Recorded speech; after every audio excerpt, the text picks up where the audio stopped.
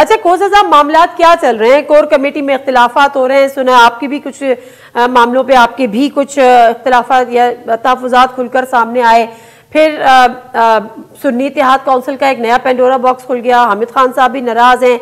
ये कोई अब हमें बताएगा कि पार्लियामेंटेरियन के बाद मुत्तहिदा मजलिस वहदतीन और फिर सुन्नी इत्तेहाद काउंसिल, ये सुन्नी इत्तेहाद काउंसिल का असल में फैसला था किसका जो रातों रात हुआ?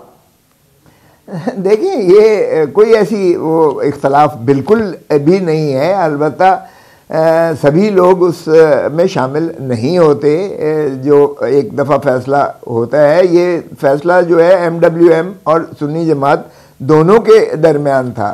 और जब हम इजाज़त लेने गए, मैं था और अली मोहम्मद ख़ान साहब थे और जो है अपना डोगर आमिर डोगर थे और बैरिस्टर गौहर ने भी जाना था। और हमने अदालत से इजाज़त लेकर और इमरान खान साहब के साथ अडियाला जेल में मुलाकात करना थी। और बावजूद वो सफ़र की वजह से चूँकि आ रहे थे बैरिस्टर गौहर पेशावर से, वो ना पहुंच सके, हम तीन ने मुलाकात की। तो खान साहब से ये डिस्कशंस हुई और उन्होंने इन तीनों की इजाज़त दे दी थी। जमात इस्लामी के साथ भी उन्होंने कहा कर लीजिएगा। जो मैंने ख़ुद लियाकत बलोच से बात की और लियाकत बलोच ने कहा कि पहले तो आपकी जानिब से ये ऑफ़र हुई थी एक ही सूबे की हद तक, तो वो तो हमें कबूल नहीं थी। अब अगर आप कह रहे हैं कि सारे पाकिस्तान पर कुलियतन, तो हम अमानत के तौर पर आपकी ये जो है महफूज रखेंगे और आपकी जो भी होगी अमानत हम।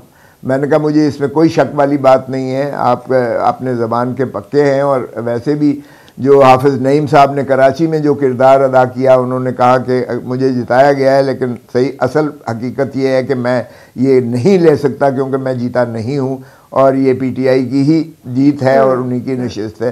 तो ये तो हमने देख ही लिया था, सो इसलिए हमें कोई शायबा नहीं था।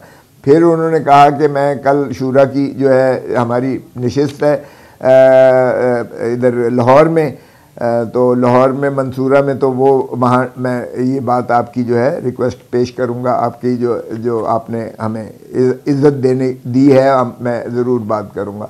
तो वो चूँकि झगड़ा चल रहा था कि जो अमीर हैं अपना जमात इस्लामी के, उन्होंने इस्तीफ़ा दे रखा था, तो वो काफ़ी लंबा चौड़ा उनकी डिस्कशंस चलती रहीं और बाद में उन्होंने वो इस्तीफ़ा मंजूर न किया उनका, अपने अमीर का, और बदस्तूर उन्हें अमीर रहने दिया। तो उसमें काफ़ी देर लग गई और उस तसाहल की वजह से कुछ और भी मामलात थे। इसी तरह शेरपाव साहब के साथ भी मामलात थे जो असद कैसर साहब ने जिनका डिस्कस करना था, क्योंकि वो उनके KPK से मुताल्लिक था, तो उनको भी इंगेज किया गया।